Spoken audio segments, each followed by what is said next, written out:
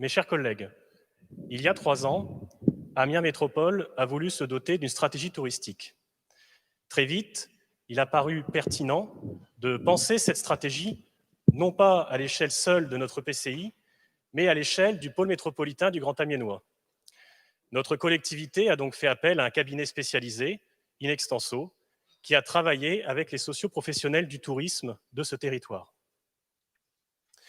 Au bout d'1 an de travail, de 2 assises du tourisme et de 35 ateliers, les sociopros et le cabinet ont rendu leurs résultats dont vous avez la synthèse en document joint. Et le pôle métropolitain du Grand Amiénois a voté cette stratégie touristique le 13 février dernier. On aurait pu en rester là et appliquer cette stratégie ces 5 prochaines années. En effet, aucune obligation ne nous impose ce soir de présenter ce point à l'ordre du jour, d'en débattre et de le voter. Mais il nous a paru pertinent de le faire, déjà parce qu'il paraît normal, mais aussi pour envoyer un message fort aux socioprofessionnels du tourisme qui souffrent beaucoup cette année, c'est peu de le dire. Concernant le tourisme à Amiens Métropole, on a une stratégie, on a un cap, on a une direction et des orientations, et cette direction, ces orientations, ce sont celles que vous avez fixées dans le cadre des ateliers auxquels vous avez participé pendant 1 an. Le diagnostic est donc le suivant. Notre territoire possède un gisement riche et diversifié, constitué de sites culturels et patrimoniaux, de richesses naturelles. Nous sommes un territoire d'histoire, avec des offres de loisirs. Nous sommes facilement accessibles. Nous avons une offre d'hébergement relativement bonne et nous avons une zone de chalandise de 80 millions d'habitants dans un rayon de 300 km.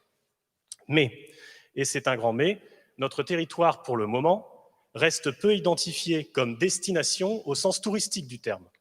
Nous avons des clientèles touristiques, mais il s'agit pour la plupart de clientèles de passage. La mise en tourisme est liée entre elles. Fort de ce diagnostic, 6 objectifs ont été définis. Nous devons devenir une destination de référence, mais aussi pour les courts séjours. Nous devons nous différencier par un ton spectaculaire et original de nos offres. Nous devons faire rester les flux plus longtemps sur notre la destination à l'échelle d'Amiens Métropole, des différents EPCI et du pôle métropolitain. Les familles, notre destination doit être à terme perçue comme une destination.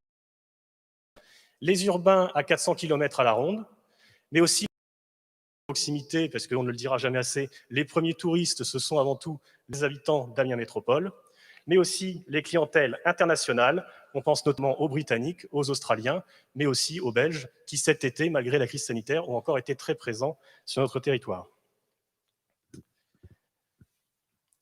Il faut aussi que nous nous appuyions sur 4 points forts, la nature, le tourisme et le slow tourisme, notre richesse culturelle et patrimoniale, le tourisme d'affaires et le tourisme de mémoire, là à l'échelle du pôle métropolitain du Grand Amiénois. Pour passer à l'action, 4 axes de travail sont proposés. Valoriser et mettre en tourisme le gisement du Grand Amiénois et d'Amiens Métropole. Communiquer pour développer les flux, faire venir et rester sur le territoire. Garantir l'excellence de l'expérience touristique et nous organiser pour porter efficacement cette stratégie.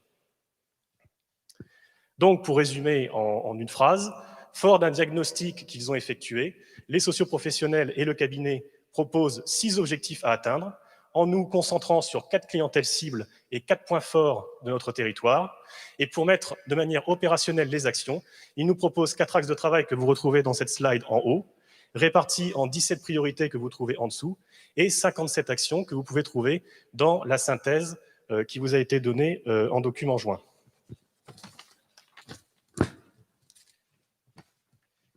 Il faut bien avoir à l'esprit, mes chers collègues, je l'ai déjà dit au début, que cette stratégie a été raisonnée et pensée à l'échelle du Grand Amiénois. Nous avons donc 2 missions. La première, c'est de mener des actions dites collectives à cette échelle-là, du pôle métropolitain, mais de mener aussi des actions à l'échelle d'Amiens Métropole et de quelques EPCI. En effet, en fonction des EPCI dont on parle, les priorités en matière touristique peuvent parfois varier. Si la stratégie touristique dans son ensemble répond aux problématiques du territoire du pôle métropolitain, à nous maintenant d'articuler correctement les différentes actions à la bonne échelle en fonction des actions dont on parle.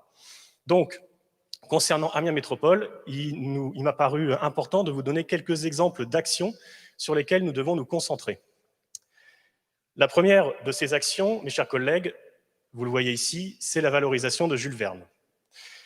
On a la chance, sur notre territoire, d'avoir une figure tutélaire connue dans le monde entier, d'avoir l'écrivain français le plus traduit de tous les temps, qui a inspiré des personnages mondialement connus comme Steven Spielberg et Walt Disney, et qui, en plus de ça, adorait Amiens.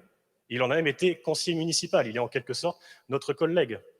Notre mission à nous maintenant, c'est de faire en sorte que les touristes, mais aussi les habitants de notre territoire, associent l'image de Jules Verne à l'image d'Amiens. La mise en place d'un parcours Jules Verne dédié à l'écrivain doit donc être fait dans ce mandat. Ce parcours Jules Verne devra être instructif, mais il devra être aussi ludique et il devra être aussi original, innovant. Il devra être finalement à l'image de Jules Verne. Il faut également que nous éditions une carte à destination des touristes, mais aussi des habitants, qui référence tous les points de notre territoire liés à Jules Verne. Il faut aussi que nous développions de l'art in situ, du street art sur le thème de l'écrivain, de telle manière à ce que, lorsque les touristes viennent sur notre territoire, dans les endroits notamment qu'ils fréquentent le plus, il y ait toujours Jules Verne présent, pas très loin, il y ait toujours une coloration vernienne. Le deuxième chantier qui doit attirer toute notre attention ces prochaines années, c'est la mise en relation de nos richesses touristiques. Je l'ai dit au début, on a des richesses sur le plan touristique à Amiens Métropole, mais elles ne sont pas liées entre elles. Il y a une incongruité à corriger, c'est qu'on ne propose pas aujourd'hui, ou presque pas, d'offres qui va lier la visite guidée de la cathédrale, la visite guidée de Saint-Leu, une balade en barque, le zoo, la maison Jules Verne, et j'en passe, etc., etc. Il faut donc que nous fassions la liste des sites touristiques qui composent notre territoire et que nous proposions aux touristes, mais aussi aux Amiénoises et aux Amiénois évidemment qui le veulent, un package, une offre qui leur permettra pendant 2 ou 3 jours de faire ces différents sites. Il faudra aussi qu'on associe les socio-professionnels du tourisme. Je donne un exemple pour illustrer, ce n'est pas forcément ce qu'il faut faire, mais c'est pour illustrer mon propos. Par exemple, on pourrait imaginer dans cette offre du CityPass que lorsque vous allez dans un restaurant qui est partenaire du CityPass, vous avez l'apéritif offert. Si vous restez dormir dans un gîte, une chambre d'hôte ou un hôtel qui est partenaire de CityPass, vous avez le petit déjeuner offert ou vous avez une offre de réduction. Et c'est là, mes chers collègues, que le pôle métropolitain du Grand Amiénois prend tout son sens.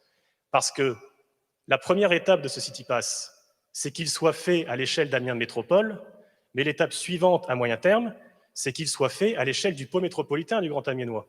Les différents EPCI autour d'Amiens Métropole ont aussi des richesses culturelles et touristiques. Et donc, en liant toutes ces richesses, en proposant un CityPass qui globalisera tout ça, on répondra à l'objectif de faire rester plus longtemps les flux et les touristes en leur proposant des offres sur plusieurs jours. Le troisième chantier qui doit attirer toute notre attention, c'est la valorisation de notre patrimoine naturel. Notre territoire, Amiens Métropole, est un territoire qui est intrinsèquement lié à l'eau, à la nature et au slow tourisme.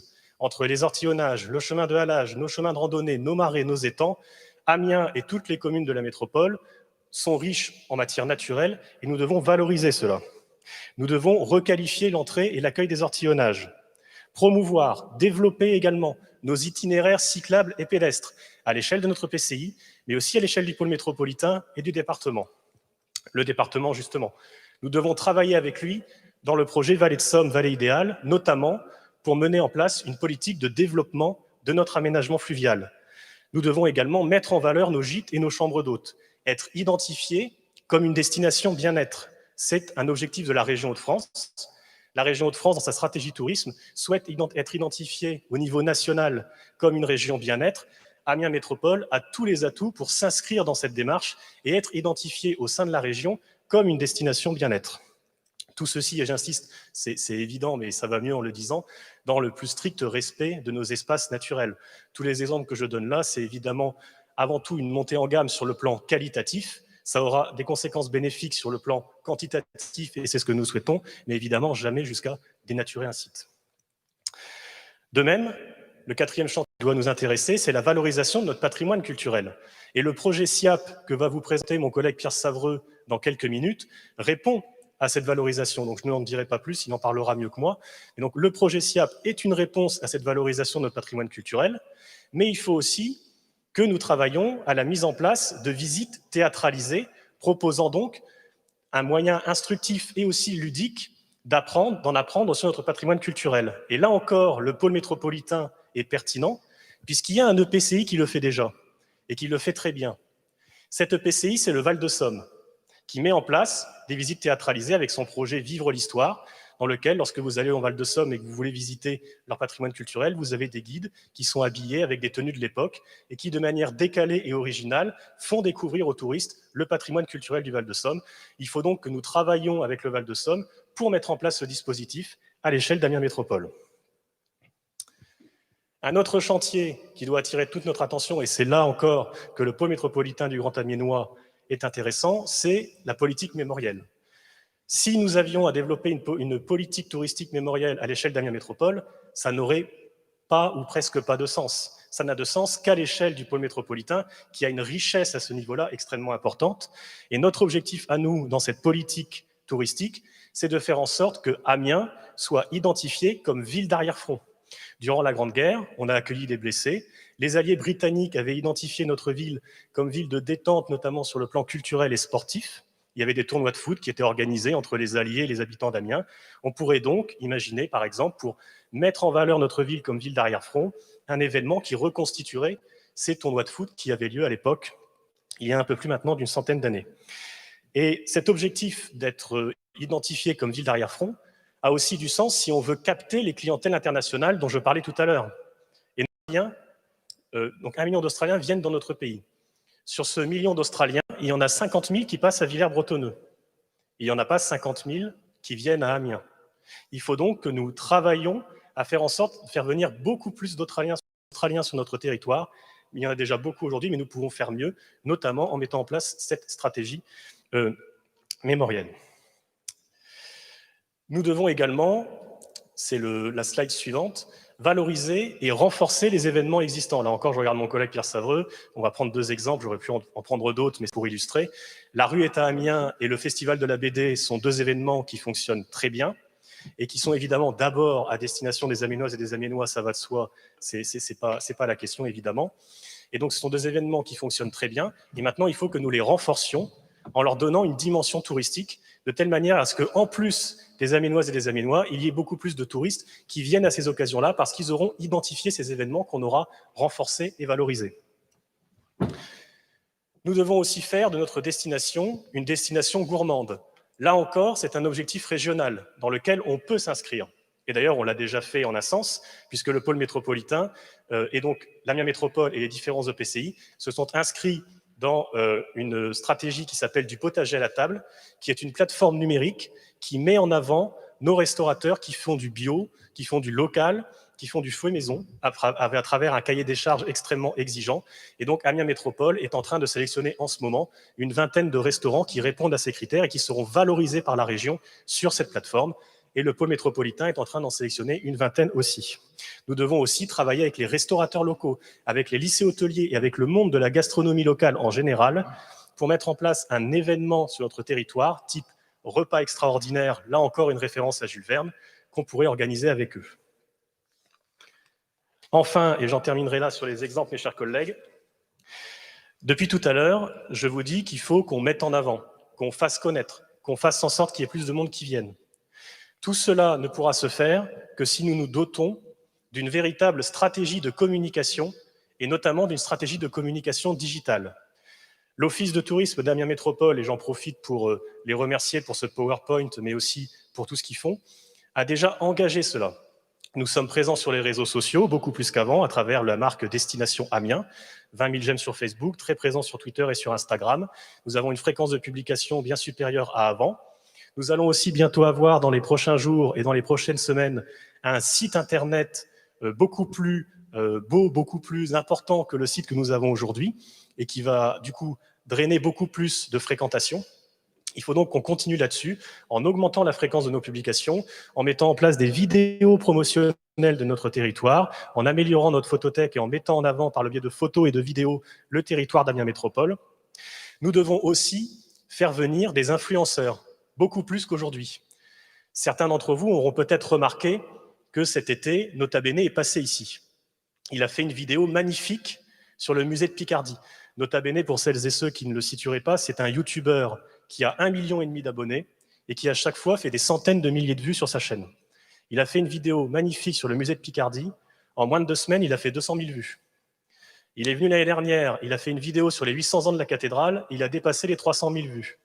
Il faut qu'avec Somme Tourisme, on le fasse revenir, évidemment, aussi que l'on identifie les Instagrammeurs, les YouTubeurs, les influenceurs en général. Mes chers collègues, je vous ai donné quelques exemples pour illustrer la stratégie et sa synthèse. Évidemment, il ne s'agit pas de l'exhaustivité de tout ce que nous devrons faire durant ce mandat pour la stratégie touristique. Je tiens aussi à préciser que la liste des actions que vous avez dans la synthèse est indicative et aucunement limitative. Ça veut dire évidemment que si au cours du mandat, il y a une autre action que celles qui sont listées dans la stratégie qui paraît pertinent parce qu'elle répond aux 4 axes et aux 17 priorités qui ont été listées, évidemment, on étudiera la pertinence de ces actions. Voilà ce que je pouvais vous dire. Je vous remercie.